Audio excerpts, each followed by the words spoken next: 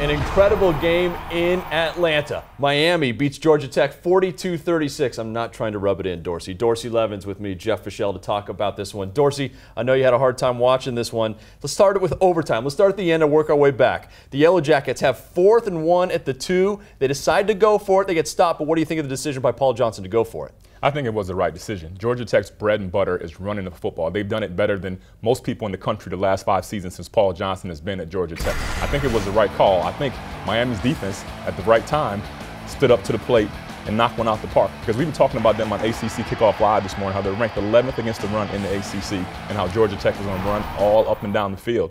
They did for the most part, but when it counted, they put their foot in the ground, and they came up with a big stop in overtime. And then the Canes take the ball, and Mike James scores a big run for the touchdown that won it for the Hurricanes. Dorsey, this game went back and forth. It really was a game of runs. It really was. You know, you start the game off, Miami jumps out 19-0, and Stephen Morris is throwing the ball like one of the other Miami Heisman quarterbacks that they've had in the past. Right. You know, he's just throwing the ball up and down the field. 436 yards passing, 2 touchdowns. Philip Dorsett had 9 receptions, 184 yards, and a touchdown. Devon Johnson, 7 receptions, 107 yards. Everybody on Miami's offense had a great day. They had over 600 yards of total offense. Duke Johnson, once again, 200 all-purpose yards. And then you add Mike James had a pretty good game with 2 touchdowns.